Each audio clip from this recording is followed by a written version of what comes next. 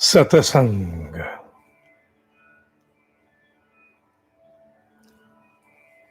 आज का सत्संग श्रीमद् भगवद गीता के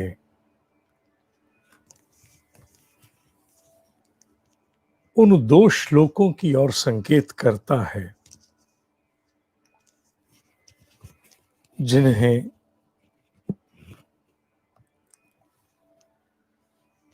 अध्याय 3 के अंत में वसुदेव उल्लेख कर गए। मनुष्य की इंद्रियों से सूक्ष्म मन है। निश्चित रूप से शरीर से सूक्ष्म इंद्रियां ही हैं, पर इनको चलाने वाला मन इनसे अधिक सूक्ष्म, अधिक शक्तिशाली। जो जितना सूक्ष्म होगा उसमें उतने ही अंशों में अधिक शक्ति होगी। हम पदार्थ जगत में भी अनुभव करते हैं, पदार्थ जितना छोटा होता जाएगा शक्ति उतने अंशों में बढ़ती जाएगी। बात नैनो की हो, परमाणु की हो, तरंग की हो, ध्वनि की हो, प्रकाश की हो, किसी की भी हो, जो जितना सूक्ष्म है वो उतना ही ज्यादा शक्तिशाली।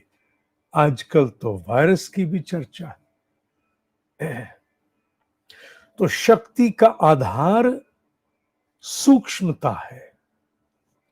सूक्ष्मता निर्णय करती है कि शक्ति कितने अंशों में अधिक और अधिक व्यापक होगी, विस्तार प्राप्त करेगी। उसी प्रकार शरीर, इस हाड़ मांस के शरीर से कहीं ऊपर सूक्ष्म इंद्रियां जो इस शरीर को प्रेरित करती हैं, ये देख, ये सुन, ये चख, ये छू, और इन्हें प्रेरित करने वाला मन जो मूलतः इच्छा पूर्ति का साधन है, स्रोत है, वो अधिक सूक्ष्म है, अधिक बलशाली है, अधिक प्रभावी है। इसलिए कहते हैं कि मन के जीते जीत है, मन जीता जग जीता। मन में बहुत बड़ी क्षमता है, परंतु इसी मन से कहीं अधिक सूक्ष्म केशव ने बुद्धि को बताया। बुद्धि, बुद्धि मन से कहीं अधिक सूक्ष्म है। अर्थात बुद्धि की क्षमता, बुद्धि की व्यापकता, बुद्धि की सामर्थ्य शरीर, इंद्रिय, मन से ऊपर है। हां, ये निश्चित है कि बुद्धि से कहीं परे का क्षेत्र आत्मा का है। अर्थात वो आत्मा से भी कहीं कई कई कई गुना अत्यंत सूक्ष्म है। ठीक है, पर हम अभी केवल आत्मा तक टिकने वाले नहीं हैं। हमें जहां टिकना है वहां हम पहुंच गए, बुद्धि। क्यों गायत्री में अंतिम चरण में, अंतिम पाद में धियो यो नः प्रचोदयात्, किस लिए कहा गया? धियो यो नः प्रचोदयात्, सारी आशा जाकर के टिकाई बुद्धि पर। क्यों भाई? बीच में रास्ते में अहंकार भी था, मन भी था, चित्त भी था, इंद्रियां थी, इतने सब थे ना, इन पर भरोसा नहीं। आ जाकर के बात टिकी बुद्धि पर, धी। हाँ, इसलिए टिकी क्योंकि ये जो बुद्धि है, ये इस जगत की व्यापकता में और उस जगत के प्रवेश की दहलीज पर अवस्थित है। ज्ञानियों के मतानुसार ये बुद्धि, जहां एक तरफ आत्मा का द्वार प्रकाश और एक तरफ ये पूरा जगत दिखने वाला, बाहर के सारे झमेले और भीतर का वह स्वरूप, ब्रह्म स्वरूप,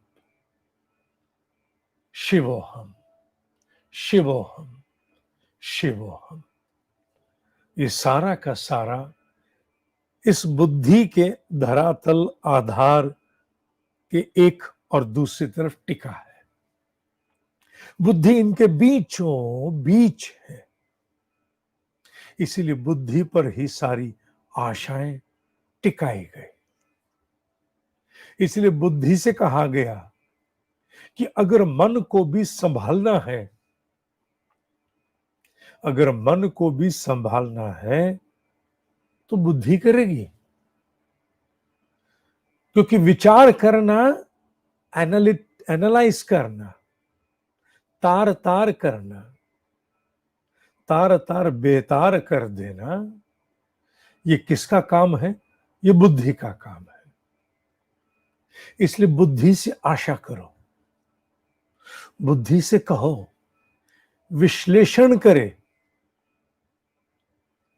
निश्चय करे, विश्लेषण करे, निश्चय करे, विश्लेषण करे, निश्चय करे, विश्लेषण करे। यही बुद्धि जब निश्चय करके किसी भी विषय पर आरूढ़ होती है, when it embarks upon any subject with certitude under a deep resolve, तो फिर सत्य मानो उपलब्धियां दूर नहीं रहती। संघर्ष भले ही चलता रहे, पर उसके उपरांत ईश्वर को भी मार्ग देना पड़ता है। ये बुद्धि की इतनी बड़ी क्षमता है। यहां तक है कि वैराग्य की परिभाषा करते हुए आदिगुरु शंकराचार्य ने कहा, वैराग्य क्या है? दोष दर्शन, अर्थात बार बार किसी विषय के दोष अपने आप को याद कराना, किसी विषय के दोष बार बार अपने समक्ष लाते चले जाना, बार बार उस विषय के जो आसक्त करता है। आसान नहीं है, मैं मानता हूं। जैसे तुम फंसे वैसे मैं फंसा, इसलिए मैं जानता हूं ये आसान नहीं है। इसलिए कई बड़े बड़े जो तथाकथित लोग होते हैं, उनकी बातें हजम नहीं होती। इसीलिए नहीं होती क्योंकि हम रोज दोष दर्शन करते हैं विषयों का, फिर भी फंसते हैं। और वो यूं ही कह के निकल लिए। मैं ऋषियों की बात नहीं कर रहा, मैं ऋषियों की बात नहीं कर रहा, नहीं कर रहा, नहीं कर रहा, तथा कथित की कर रहा। कहा और निकल लिए। और यहां रोज भैंस पानी में उतरती है, आखिर निकालेगा कौन? बुद्धि। श्लोक में उन्होंने शब्द दिया है दुरासम, दुर्जय, दुरासम। ये दुरासम शब्द बहुत बड़ा शब्द है। दुर्जय, दुरासम, जल्दी मानने वाला नहीं है, नहीं है, नहीं है। जल्दी संभलने वाला नहीं है, नहीं है, नहीं है। काबू में आने वाला नहीं है, नहीं है, नहीं है। विशेष रूप से काम, काम, काम बड़ा क्षेत्र है। इसका क्षेत्र वासना है, लिप्साएं हैं, अनेकों हैं, आसानी से होने वाली नहीं है। तो रो मत, मर मत, पर इसका रास्ता एक ही है। बुद्धि के द्वारा बार बार दोष दर्शन कर, दोष दर्शन कर और पटक दे इस मन को। इसको एक बार विश्वास हो जाना चाहिए, मेरी चलेगी तो नहीं। जब ये विश्वास इसको एक बार नहीं, एक बार में मानेगा, जब इसे अनेक बार में विश्वास हो जाएगा मेरी चलेगी नहीं, तो फिर ये मानेगा। पर बनाने वाला एक ही है, दबाने वाला एक ही है। कौन? बुद्धि। कैसे? तर्क करके, पूछ के, अच्छा चल बता क्या मिल जाएगा, आज तक क्या मिला, चल ये बता, अब ये बता आज तक क्या बना जो आगे बन जाएगा, कुछ मिला क्या, बता। अरे भाई पूछ रहे हैं। कौन पूछ रहा है? बुद्धि पूछ रही है। किससे? मन से। किस विषय में? जिधर वो भागना चाहता है, उसके विषय में। अच्छा बता, तूने इतनी बार भोग किया, कुछ मिला? वहीं के वहीं ढाक के 3 पात। अरे क्या मिला? तो फिर आगे क्या मिलेगा? मन कहेगा